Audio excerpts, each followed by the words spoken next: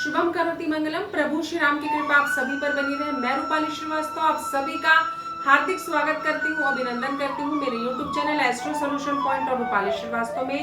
Channel को subscribe करें अगर अभी तक हमारे YouTube channel astro solution point और रूपाली श्रीवास्तव को आपने सब्सक्राइब नहीं किया।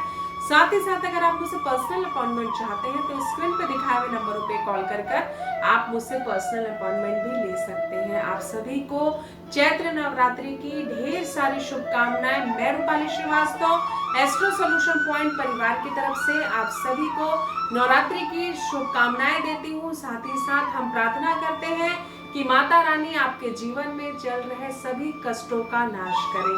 तो चलिए आज हम आपको बताने वाले हैं कि किस प्रकार माता रानी को प्रसन्न कर आप अपने जीवन में सुख समृद्धि और सौभाग्य को प्राप्त कर सकते हैं। 13 अप्रैल से लेकर 21 अप्रैल तक के नवरात्रि के 9 दिन चलेंगे। माता का ये 9 दिन हमारे जीवन में काफी पॉजिटिव और सकारात्मक परिवर्तन करता है। हमारे जीवन में निगेटिविटी का नाश होता है, सारा वातावरण भक्तिमय होता है। तो चलिए हम आपको आज बताते हैं कि ऐसा कौन सा भोग आप माता रानी को अर्पित करें जिससे आप अपने जीवन में सुख समृद्धि और सौभाग्य को बढ़ा सके। तो हम आपको शुरुआत करते हैं कि नवरात्रि के प्रथम दिन आपको माता रानी को कौन सा भोग अर्पित करना चाहिए। तो आप माता रानी को नवरात्रि के प्रथम दिन घी का भोग अर्पित करें, घी उन्हें चढ़ाएं जिससे आपके जीवन में सुख समृद्धि और सौभाग्य बढ़ेगा और माता रानी का आशीर्वाद आपको प्राप्त होगा। नवरात्रि के दूसरे दिन आप माता रानी को शक्कर का भोग लगाएं और भोग लगाने के बाद अपने घर के सभी सदस्यों को शक्कर के इस भोग का प्रसाद के रूप में वितरण भी करें। इससे आपकी साथ ही साथ आपके घर में सभी लोगों के आयु में वृद्धि होगी और माता रानी का आशीर्वाद आपको प्राप्त होगा।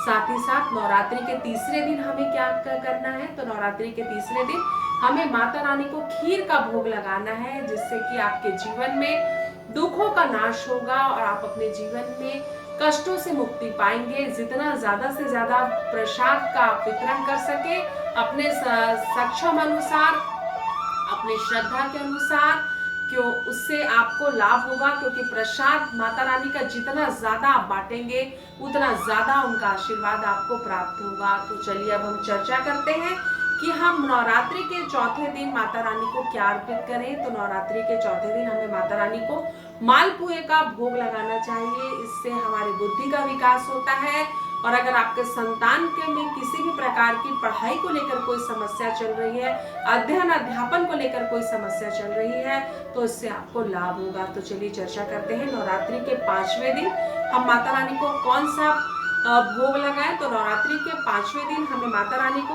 केले का फल भोग के रूप में लगाना चाहिए और माता रानी को भोग लगाने के साथ साथ गरीब असहाय लोगों को केले के फल का वितरण करना चाहिए। इससे हमारे जीवन में, हमारे विवाह में आ रही जो भी समस्या होती है उसका आपको समाधान मिलता है। तो चलिए चर्चा करते हैं कि नवरात्रि के 6वें दिन हम माता रानी को कौन सा भोग लगाएं। तो नवरात्रि के 6वें दिन हमें माता रानी को शहद का भोग लगाना चाहिए जिससे हमारे दाम्पत्य जीवन में पति पत्नी के मध्य किसी भी प्रकार का कोई संबंधों में प्रॉब्लम आ रही है उसका नाश होता है और दूसरों की निगेटिव एनर्जी का भी, हमारे वैवाहिक जीवन में अगर किसी प्रकार का कोई कष्ट या संकट चल रहा है उससे भी हमें मुक्ति मिलती है। तो चलिए चर्चा करते हैं कि नवरात्रि के 7वें दिन हमें कौन सा भोग माता रानी को अर्पित करना चाहिए। तो नवरात्रि के 7वें दिन हमें गुड़ का भोग माता रानी को अर्पित करना चाहिए जिससे हमारे संतान के जीवन में अगर किसी भी प्रकार की कोई प्रॉब्लम चल रही है उसका नाश होता है और आकस्मिक दुर्घटनाओं से भी हमें मुक्ति मिलती है।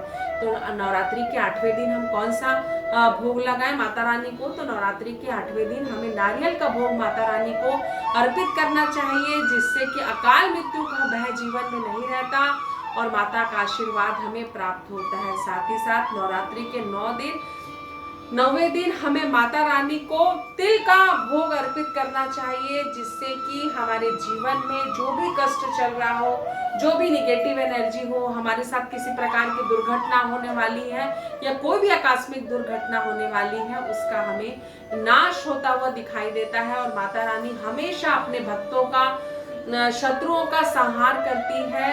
माता का आशीर्वाद हमारे जीवन के लिए बहुत फलदायी होता है। तो पूरी श्रद्धा और विश्वास के साथ अगर आप ये उपाय करते हैं तो आपको निश्चित ही लाभ होगा।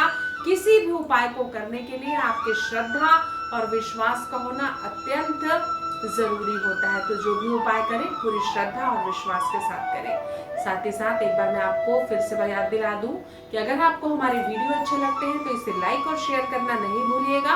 और अगर आप मुझसे अपॉइंटमेंट चाहते हैं तो स्क्रीन पर दिखाए हुए नंबरों पर कॉल कर आप मुझसे अपॉइंटमेंट ले सकते हैं। एक बार फिर से आप सभी को नवरात्रि की ढेर सारी शुभकामनाएं। नमस्कार।